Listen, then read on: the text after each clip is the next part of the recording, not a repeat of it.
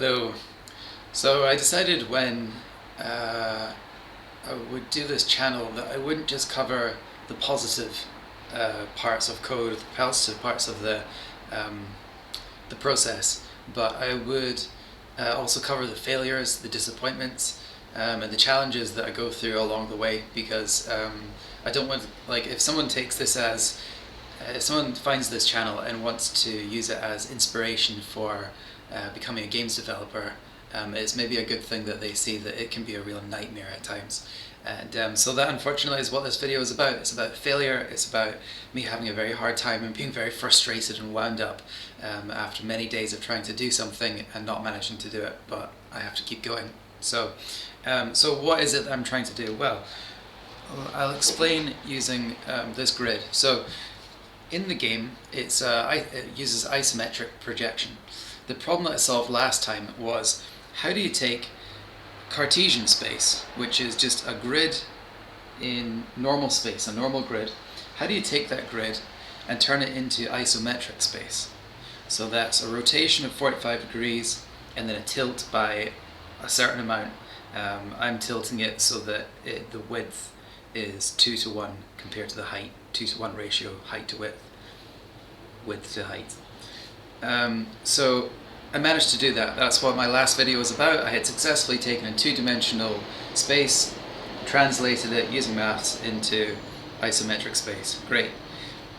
What I've been struggling on for the past 2 days, this is now day 3, is going backwards. How do you take a space in isometric space on an isometric grid, and how do you translate that back to Cartesian space? I won't go into how I'm not managing it, because that's the problem. I don't know how I'm not managing it. If I understood that, then I would just simply do it and it'd be good. So instead of trying to go into the details, which I haven't really figured out yet, I will go into instead what I've got so far. So this is what I've got so far. Here's my isometric grid. It looks the way it should look. If it wasn't correct, then it would look extremely differently. The edges wouldn't be diamond shaped like this, they would be a square. And the actual tiles of grass themselves wouldn't align, they would be overlapping in weird kinds of ways and underlapping and all kinds of weirdness. But instead it's not weirdness, it looks right, so that tells me that the Cartesian to isometric transformation is correct. It's now going backwards. You can see down the bottom here on mouse X and mouse Y, this is the Cartesian space. So it's saying that this square here is 0, 0, and that's correct. And then when it comes here, well, that's mouse X 1 and Y 0, which would be correct if it was Cartesian space, but it's not Cartesian space, it's isometric. So where it says mouse cart, instead of having all these weird numbers down here, instead hovering here should be 0, 0.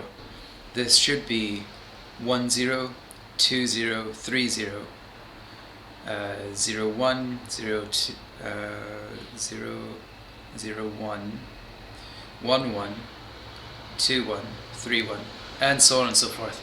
And if I can, so yeah, so, you know, even just trying to explain it, I'm just having a hard time, I think is all I'm trying to say. But yeah, so that's where I'm at. I've been at this for like 2 or 3 days.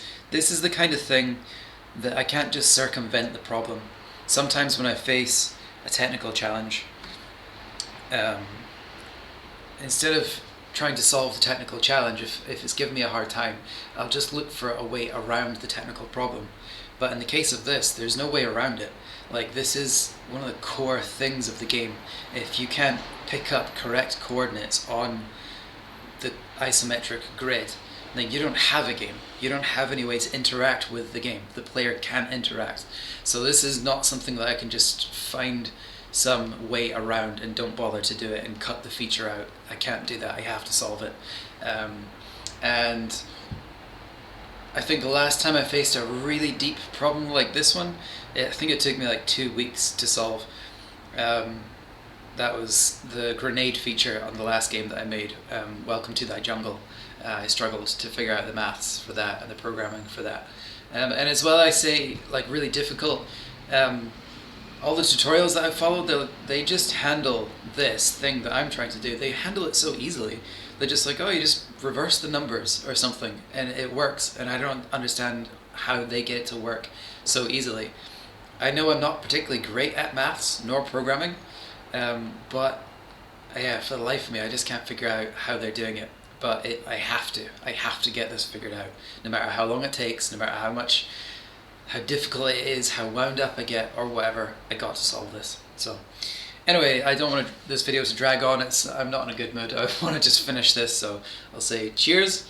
Have a nice coffee in the morning, like coffee glass. Like, share, subscribe, all that stuff.